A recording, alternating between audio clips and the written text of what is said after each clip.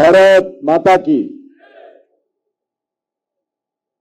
వేదిక మీద ఉన్నటువంటి తెలంగాణ రాష్ట్ర గవర్నర్ గౌరవనీయులు విష్ణుదేవ్ శర్మ గారు, అదేవిధంగా ఈనాటి కార్యక్రమానికి వచ్చినటువంటి కేంద్ర ప్రభుత్వ రైల్వే శాఖ సహాయ మంత్రి సోమన్న గారు, మిత్రులు, కేంద్ర హోంశాఖ సహాయ మంత్రి గౌరవనీయులు బండి సంజయ్ గారు, తెలంగాణ రాష్ట్ర ఐటీ శాఖ మంత్రి గౌరవనీయులు శ్రీధర్ బాబు గారు, స్థానిక పార్లమెంట్ సభ్యులు మాజీ మంత్రివర్యులు గౌరవనీయులు ఈటెల రాజేందర్ గారు, అదేవిధంగా స్థానిక శాసన సభ్యులు గౌరవనీయులు బండి లక్ష్మారెడ్డి గారు, south central highway general manager Arun Kumar గారు, డిఆర్ఎం జైన్ గారు, స్థానిక మాజీ శాసన సభ్యులు ఎన్విఎస్ఎస్ ప్రభాకర్ గారు, బేతి సుభాష్ రెడ్డి గారు, ప్రేమ్ సింగ్ రాథోడ్ గారు, స్థానిక కార్పొరేటర్ శ్రీదేవి గారు, శిల్పారెడ్డి గారు, అదేవిధంగా ఇక్కడ ఉన్నటువంటి ఇతర గౌరవ అతిథులు, స్థానిక కార్పొరేటర్స్, జిహెచ్ఎంసి, అదేవిధంగా మాజీ శాసనసభ్యులు, వివిధ సామాజిక సంస్థల నుంచి వచ్చినటువంటి పెద్దలు, అధికారులు, అదేవిధంగా పెద్ద సంఖ్యలో వచ్చినటువంటి పత్రికా విలేకరులు అందరికీ ఈ యొక్క శుభ సందర్భంగా హృదయపూర్వకమైనటువంటి శుభాకాంక్షలు. ప్రత్యేకంగా నూతన సంవత్సర శుభాకాంక్షలు. వచ్చే వారంలో రానున్నటువంటి పొంగల్ సంక్రాంతి పండుగ అడ్వాన్స్ గా శుభాకాంక్షలు తెలియజేస్తా ఉన్నాను. ఈ యొక్క ప్రాజెక్టు పూర్తి కావడానికి సహకరించినటువంటి స్థానికంగా ఉన్నటువంటి అధికారులందరికీ కూడా ముందుగా ధన్యవాదాలు తెలియజేస్తా ఉన్నాను. ఈ యొక్క రైల్వే స్టేషన్ నిర్మాణంలో వేలాది మంది కార్మికులు గత 21 నుంచి కూడా కష్టపడి డే అండ్ నైట్ కష్టపడ్డారు. ఆఫీసర్స్, కార్మికులు, వాళ్ళకు కూడా ఈ సందర్భంగా ధన్యవాదాలు తెలియజేస్తా ఉన్నాను.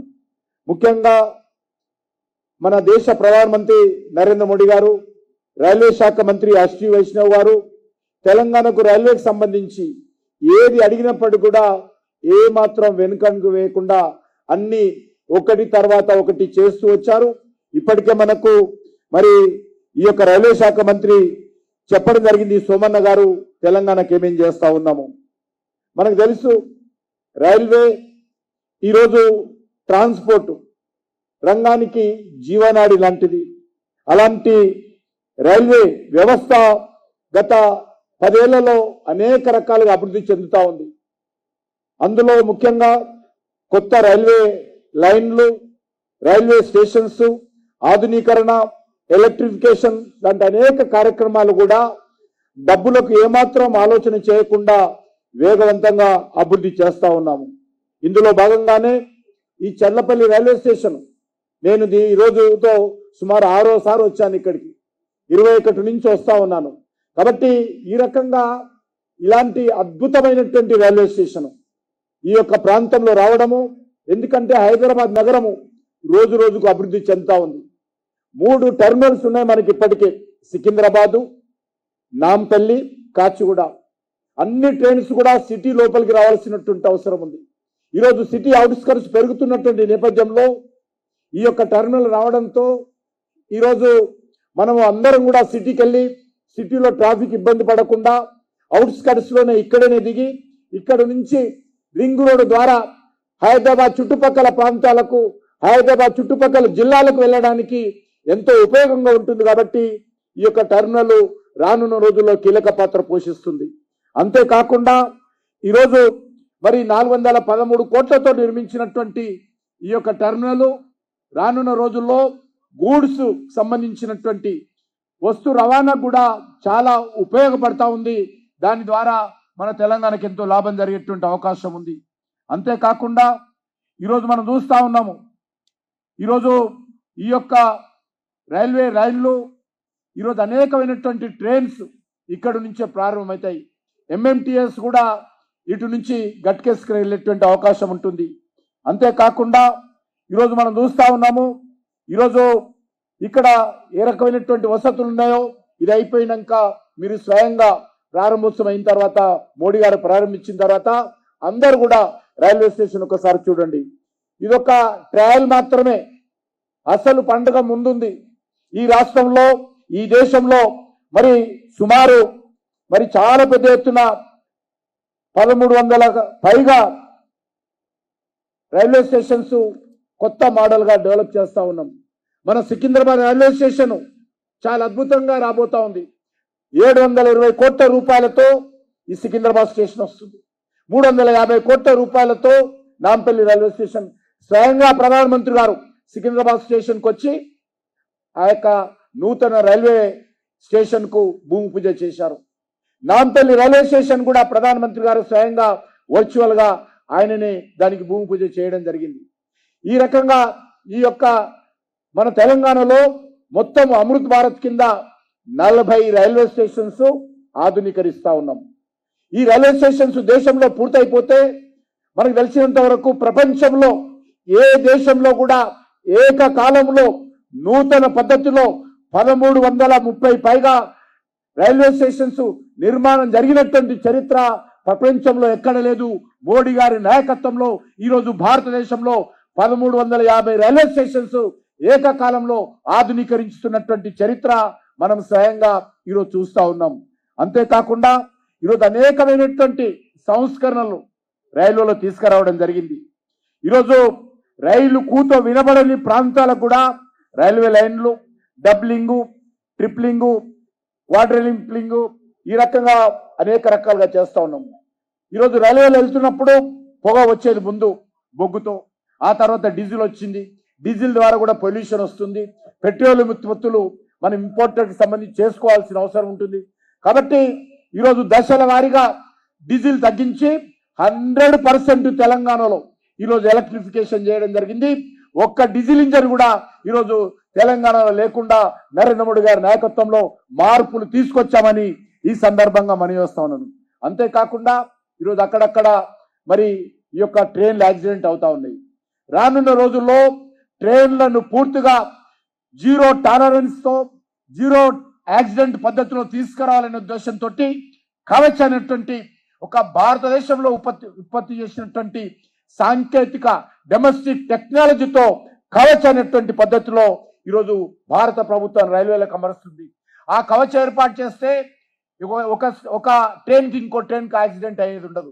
దానికి ఈ కవచ్ సిస్టము మొట్టమొదటగా తెలంగాణలోనే ఎక్స్పెరిమెంట్ బేసిస్ లో తెలంగాణలోనే దాన్ని ఇంప్లిమెంట్ చేస్తా ఉన్నాము. లింగంపల్లి, వికారాబాద్, వాడి, బీదర్ సెక్షన్ లో సౌత్ సెంట్రల్ హైవే పరిధిలో ఆ యొక్క కవచ్ ను కూడా ఇంప్లిమెంట్ చేస్తా ఉన్నామనే విషయాన్ని ఈ సందర్భంగా మనవి చేస్తున్నాను. వందే భారత్ ట్రైన్లు 5 ట్రైన్లు ఈరోజు మన హైదరాబాద్ కి ఇవ్వడం జరిగింది. సికింద్రాబాద్ కు ఇక్కడ నుంచి బెంగళూరు గాని, వెంకటేశ్వర స్వామి దర్శనానికి వెళ్ళేటువంటి తిరుపతి గాని, విజయవాడ గాని, విశాఖపట్నం గాని వందే భారత్ ట్రైన్లు వచ్చాయి. అంతేకాకుండా త్వరలోనే వందే భారత్ స్లీపర్ వచ్చినట్లయితే బాంబే లాంటి ప్రాంతానికి ఈ యొక్క వందే భారత్ తీసుకెళ్లేటువంటి ప్రయత్నం కూడా త్వరలోనే చేయబోతా ఉన్నాం. ఈ సందర్భంగా మనవి చేస్తున్నాను. అంతేకాకుండా ఈరోజు అనేక రకాల ఈ యొక్క తెలంగాణ అభివృద్ధి కోసం భారత ప్రభుత్వం ప్రయత్నం చేస్తా ఉందనే విషయాన్ని ఈ సందర్భంగా మనవి చేస్తున్నాను. ఈరోజు మనకు తెలుసు ఇది గ్లోబల్ సిటీ. ఈ యొక్క హైదరాబాద్ ఎమర్జ్ అవుతా ఉంది. ఎక్కడికి వెళ్ళినా కూడా హైదరాబాద్ సంబంధించినటువంటి మరి ఐటీ కావచ్చు, ఫార్మా కావచ్చు, డిఫెన్స్ కావచ్చు, హెల్త్ సెక్టార్ కావచ్చు, మన హైదరాబాద్ అభివృద్ధి చెందేటువంటి అవకాశం ఉంది. దీనికి అన్ని రకాలుగా కనెక్టివిటీ చేసేటువంటి ప్రయత్నం కూడా ఈరోజు కేంద్ర ప్రభుత్వము రాష్ట్ర ప్రభుత్వానికి అన్ని రకాలుగా సహకారం అందిస్తా ఉంది. ఇంతకుముందే మా మిత్రులు బండి సంజయ్ గారు చెప్పారు నేషనల్ హైవేస్ గురించి. నేషనల్ హైవేస్ ఈ రాష్ట్రంలో సుమారు 1,20,000 కోట్ల రూపాయలతోటి ఇప్పటికే పూర్తి చేశాము. మరొక 80,000 కోట్ల రూపాయలు ఖర్చు పెట్టబోతా ఉన్నాం. తెలంగాణలో 33 జిల్లాలుంటే 32 జిల్లాలకు జాతీయ రహదారులతో అభివృద్ధి చేశాము. ఒక పెద్దపల్లి ఒకటి మిగిలిపోయిందని ఈ సందర్భంగా మనవి చేస్తా ఉన్నాను. అంతేకాకుండా ఈరోజు ఈ ప్రాంతంలో అనేక రకాలుగా అభివృద్ధి కార్యక్రమాలు తీసుకొస్తా ఉన్నాం. ఈరోజు కాజీపేటలో మీకు అందరికీ తెలుసు అత్యంత ప్రతిష్టాత్మకంగా రైల్ మ్యానుఫ్యాక్చరింగ్ యూనిట్ కాజీపేటలో వచ్చింది. ఆ మ్యానుఫ్యాక్చరింగ్ యూనిట్ ప్రధానమంత్రి గారు స్వయంగా వరంగల్ కు వచ్చి ఆ యొక్క రైల్ మ్యానుఫ్యాక్చరింగ్ యూనిట్ కు శంకుస్థాపన భూమి పూజ చేయడం జరిగింది. చాలా వేగవంతంగా కడతా ఉన్నాం. త్వరలోనే అది పూర్తవుతుంది. అక్కడ మరి రైల్వే ఇంజన్స్ కానీ, రైల్వే కోచ్లు కానీ, అదేవిధంగా రైల్వే వ్యాగన్స్ కానీ అక్కడ ఉత్పత్తి చేయబోతా ఉన్నాము.